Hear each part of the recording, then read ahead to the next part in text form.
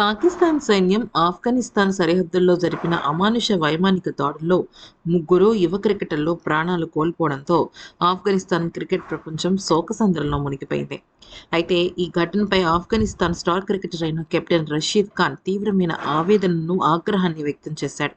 పాకిస్తాన్ చర్యను పూర్తిగా అనైతికంగా, అమానుషంగా ఆయన చెప్పడం జరిగింది.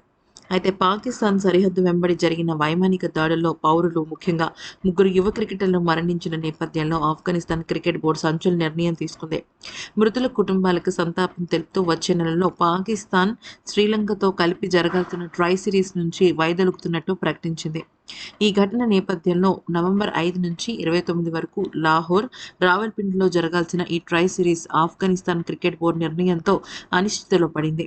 ఆఫ్ఘనిస్తాన్ క్రికెట్ బోర్డు ఈ దాడిని పాకిస్తాన్ ప్రభుత్వం చేసిన పిరికిపంద దాడిగా తీవ్రంగా ఖండించింది.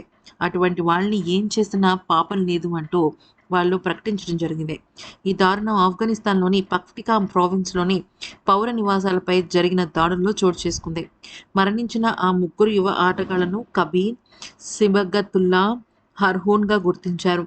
ఈ యువ క్రికెటర్లు పాకిస్తాన్ సరిహద్దుకు సమీపంలోని తూర్పు పక్టికా ప్రావిన్స్లో ఉండడం జరుగుతుందన్నమాట.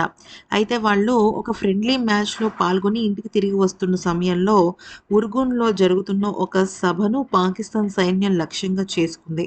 ఈ దాడిలో ఆ ముగ్గురు క్రికెటర్లతో పాటు ఇంకొక 5గురు సామాన్య కామన్ పబ్లిక్ కూడా చనిపోయారు. అయితే ఇక ఈ క్రమంలో అసలు రషీద్ ఖాన్ ఏమన్నారంటే, సోషల్ మీడియా ద్వారా ఆయన ఒక ఆగ్రహాన్ని, దుఃఖాన్ని వ్యక్తం చేశారు. ప్రకటనలో పౌరులు, మహిళలు, పిల్లలు దేశానికి ప్రాతినిధ్యం వహించాలని కలలు కంటున్న యువ క్రికెటర్లు ప్రాణాలు కోల్పోవటం నేను అస్సలు ఊరుకోను. అయితే పౌర మౌలిక సదుపాయాలను లక్ష్యంగా చేసుకుని పూర్తిగా అనైతికంగా, అమానుషంగా ప్రవర్తించారు. వీళ్ళని వదిలిపెడితే ఇక మొత్తం ఉగ్రవాదాన్ని వదిలిపెట్టేసినట్టే. ఇక మానవులకి అంటే సామాన్యమైన కామన్ పబ్లిక్‌కి అస్సలంటే అస్సలు దీనికి సంబంధించి అంటే ఒక రకంగా చెప్పాలి అంటే అస్సలు ఇది యాక్సెప్టబుల్ కాదని, దీనికి సంబంధించి ఎటువంటి నిర్ణయమైనా తీసుకుంటామని చెప్పారు.